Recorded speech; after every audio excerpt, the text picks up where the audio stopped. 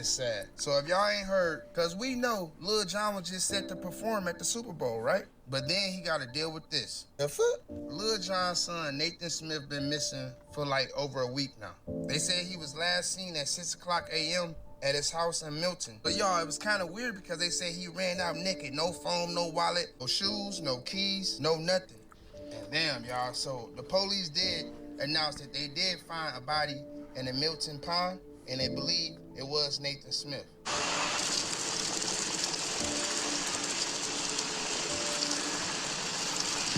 And right now, they say that they don't think it was any foul play. I mean, that seemed a little weird. Like, that don't seem like somebody trying to, plan to run away. It seemed like that was an emergency or something, you know? And y'all, they said he was 27 years old. You think, how can a 27-year-old drown himself in a pond? Is ponds that deep? Right, that should be automatic foul play. Like, you know what I'm saying? If you knew how to swim, you know what I'm saying? But even if he didn't know how to swim, it's like, why would he just randomly go into a pond? That don't even make sense. Breaking news. Milton, Georgia, DJ Young Slade, the son of renowned rapper Lil Jon, born Jonathan Smith, was reported missing this Tuesday. According to authorities, he was last seen around 6 a.m. on Tuesday, February 3rd. Shouldn't they automatically suspect foul play if a person is found drowned? Like, unless it's like a regular occurrence, like it's got mermaids in that bitch. In the area of Mayfield Road near Baldwin Drive in Milton, police stated that DJ Young Slade ran out of his home and has not been seen since. He left on foot without a phone. Officials indicated he may be disoriented and in need of assistance, adding that he might not be wearing clothes and may have no belongings with him, details that have raised concerns about a possible mental health episode. Search efforts are currently focused on Mayfield Lake along Baldwin Drive. Authorities are unsure whether the lake is connected to his disappearance, but have included the area in the intensive search. Lil Jon, widely known for his early 2000s hit songs and signature production style, has drawn community-wide attention following his son's sudden disappearance. Police are urging residents in the area to remain alert and assist in the search. We stand with Lil Jon and his family, praying for the safe return of DJ Young Slade.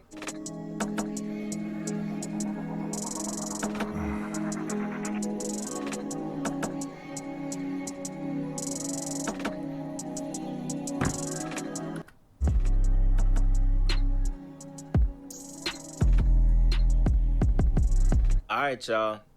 We back with another video, man. Y'all already know what's going on.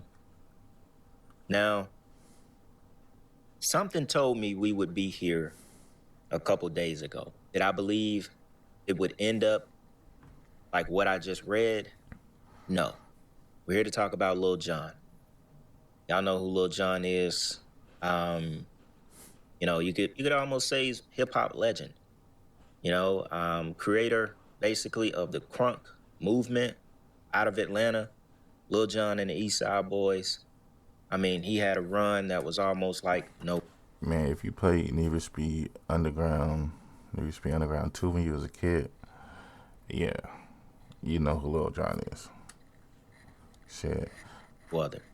Then he was able to transition into he was doing like house kind of stuff, just all around DJ. And he's also been climbing his way back up lately. Lately, he's been in the mix a lot more. And it made even more sense on why this very strange story happened. Now, to a lot of people, they're going to be like, oh, wow, that's tragic. But to us, we already know what is going on.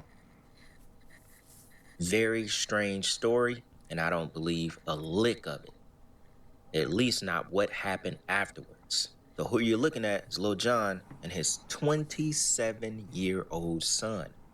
Instantly makes you think of something called the 27 Club. Now, yes, his son was a DJ. He was not a rock star like the original 27 Club members. But to land on that number, when he died, it makes it a little bit more red flaggish as we're finna read some of these details. Now, this is the neighborhood, or this is the pond that he was found in. I'm not exactly sure if this is Lil Jon's neighborhood in Milton, Georgia, or if this was his neighborhood. I'm not sure if he stays with his dad. He's 27.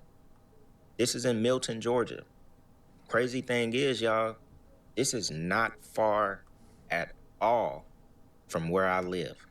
I don't live in the city of Atlanta anymore. This is not far at all. When I say at all, like, this is literally right down the street. That's what makes this story even crazier. So, Nathan Smith, 27 years old, right? So it says on the morning of February 3rd, catch that numerology, this was Tuesday morning, Milton Police Department officers responded to a report of a missing adult in the area of Baldwin Drive in Milton, Georgia. Responding officers determined that a Milton resident, Nathan Smith, had left his residence under unusual circumstance and could not be located. The Milton Police Department immediately began search efforts and coordinated with multiple partner agencies that assisted in searching for Mr. Smith over several days. Y'all, supposedly, he just ran out of the crib Tuesday morning, early in the morning. I think it was at 6 in the morning. February 3rd, I think at 6 in the morning. Ran out of his house, on foot, no phone, and they say he may have been disoriented. It kind of do look like he has been going through some type of mental crisis. He just shaved his hair and shaved his eyebrows. That's some Britney Spears shit. What did bro have going on for real? And in need of assistance. After being unable to locate Mr. Smith during that time, teams expanded the search to include a pond in Mayfield Park near Smith's Milton residence. On February 6, 2026, at approximately 11:53 a.m., we're talking about 3 days later, went missing at 6 a.m. on the 3rd. 3 days later, on the 6th, at 11:53 a.m., divers with the Cherokee County Fire Department located and recovered a body from the pond. The individual is believed to be Nathan Smith, y'all, pending official confirmation by the Fulton County Medical Examiner's Office. Based on the investigation to date, there's no indication of foul play. However, Milton Police Department Criminal Investigations Division will continue to treat this as an open and active investigation.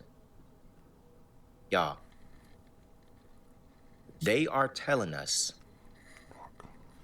this 27-year-old man with no history of mental illness, they say he ran out of the house on foot, no phone. They just say he seemed like... Hello?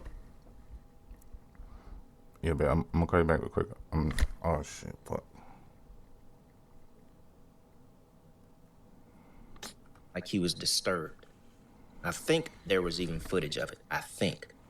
I'll show y'all some news clips, and, you know, we're going to tie this to something else that was said recently. But I'm going to call you back on doing this YouTube video. All right. That lets you know what these people are willing to do for more money, more time on this earth. The numerology is all over this. Number one, it just doesn't make sense at all. At all.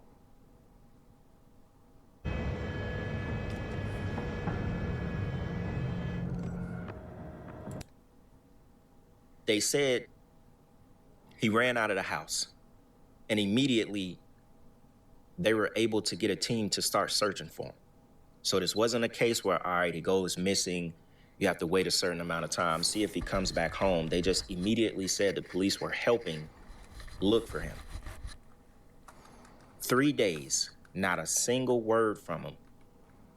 And then on the 6th, he's found in a pond, in water, where a lot of these sacrifices, they supposedly find them in water.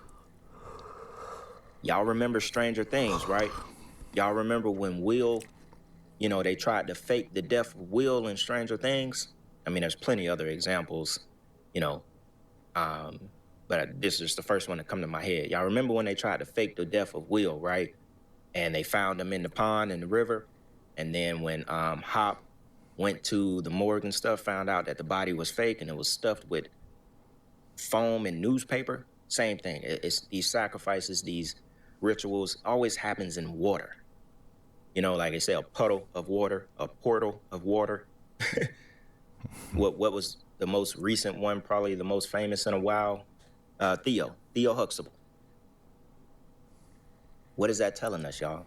The numbers are just, it's over with already.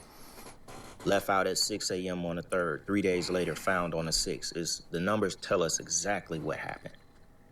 And the story just absolutely, so he just runs out of the house, and 3 days later he found in some water dead. That's it. That's all. I can't even, Yeah, I ain't gonna lie, that sounds fishy as hell. couldn't even for one single second believe that story. That is insane. But with that being said, let's get into a clip from Lil Jon talking about his experiment, you know, opening up, you know, his spirit on a certain drug that's kind of like ayahuasca, but not the same thing. And I got another clip I want to show y'all as well. Check this out. I did EMDR. Did you ever do EMDR? I never did EMDR. EMDR is amazing because it taps into your subconscious. When I did EMDR, stuff came out that I didn't know was there. So it can it can find the root of why you got that trauma. And then so I did that with ayahuasca. Yeah, I have not done any of that yet. I don't want to do it. I'm thinking about it, but I don't want it to change me. It won't. Damn, I ain't really heard Lil Jon speak before. The nigga that you scared, let me see it, you scared. His voice is always like, you know what I'm saying? Like, he really, damn. I just feel like I'm already at a certain place. Yeah. But I do want to go tap into those things that I have locked deep away. A lot of people who've done EDMR tell me that the ayahuasca experience is pretty simple. DMER. See, this some shit I ain't never even heard about, bro. And Lil Jon, you know, he probably had him on that shit, and he probably smoked that shit high, whatever you do with that shit. And this nigga probably went crazy, started seeing shit, hearing shit. You know, he probably saw a mermaid in that motherfucking water. And shit, man. Similar because it just everything that is in your subconscious that you've suppressed. Right. God is like, no, look at it here. Yeah. It's all on the table Is now. that a scary feeling though when you got to face all that stuff? No, it's profound. EMDR is profound because it's like, that's why I act like that. Or that's why my mother treated me that way. Or this is why that happened. It helps you. And then like EMDR, like when I did it recently, I was able to go to my childhood self and say, it's okay. Wow. Now, that clip may not mean much to some people, but what made it, you know, really interesting to me is that he was talking about that experience with Charlemagne. Y'all remember when we did the video on Charlemagne talked about how he took ayahuasca and, you know, he met that mother spirit and he talked to that spirit. And it just kind of like set off a red flag that Lil Jon talked about that experience with someone else who's also basically initiated. Remember, we talked about Charlemagne with that $200 million deal with iHeartRadio, just out of nowhere. And I wonder what Lil Jon has up his sleeves now that, you know, his son, in my eyes, has clearly been sacrificed. So what I want to do is show y'all this other clip, right? Now, this comes from the podcast where it's a sports podcast, right? And y'all are going to find this really interesting. The guy on the podcast, right, Crawford, the boxer who fought Canelo recently, and he won that fight. He basically is retired, right? I think he's about 36, 37 years old. And one of the guys on the podcast is Channing Crowder. And he asked Crawford, you know, how much money would it take for him to get back in the ring? 100 million, 75 million, whatever. And, you know, Channing Crowder just happened to say that for 100 million, they could have his soul. And when this happened with the whole Lil Jon thing, I was like, you know what? It's just another confirmation of what people are willing to do, what they're actually willing to give up in order to obtain money and more time on this earth, like I said before. And he really said, for $100 million, you can have my soul. And you know what? It's crazy because yeah, you get $100 million, but imagine having $100 million and you can't even do what you want to do. You know what I mean? Like, because you got to do pretty much everything and anything they tell you to do if they got your soul. You feel me? So it's like you ain't gonna be really able to enjoy it because you gonna have to do shit that you don't want to do, and it's like, it's gonna fuck with you mentally, spiritually, the shit you doing, because it's gonna be all type of like, stuff against your morals. So it's like, you know, it's basically, you think you really getting rewarded something, but the cons definitely weigh out the pros. So it's like you really killing yourself in the end. And Crawford was like, well, we know what kind of person you are. We know your character. Because he was saying, I wouldn't do it. You got to have, you got to stand on something. And if $100 million will, make you happy and trade your soul away, then we know who you are. But anyways, check this out real quick, and then we'll come back and wrap the video up. Check this out. Like, my thought is everything has a price. There is not a number that can get you back in that ring. 80 million, 100 million. Nah, because now you selling your soul. $100 million, you can have my soul. That's you. Now we know your character. Sometimes, you look at people and you be like, dang, man, you ain't got no dignity. You ain't got no morals. Like, come on, man. Like, what you gonna stand for if everything is about money? Now, what's crazy is that podcast is full of former NFL players. They, especially the one who said $100 million you can. Who the hell's that nigga to the right? That nigga look like a motherfucking alien. Imagine seeing some shit like that in your dreams. Nigga, you'd be like, the fuck? Have my soul. He'd already played for the Miami Dolphins. He's already been a part of $1 million contracts. And he's still willing to give up his soul for money. He's already been behind the curtain. He's already done something that thousands of young kids want to do still to this day that will never do it. And that's see the locker rooms of an NFL football team. Sign a check from an NFL franchise. And he still is willing to sell his soul for money. And I like the way Crawford just basically, he stood on his 2 feet and said, that's you. Now we see your character. Cook this. You the type of person that'll do whatever for amount of money. And I'm not. And the only reason I showed that is because it just goes right back to what I believe happened with Lil Jon and his son. There's always a reason. You allow fame. You are allowed to be a part of that club. You eventually.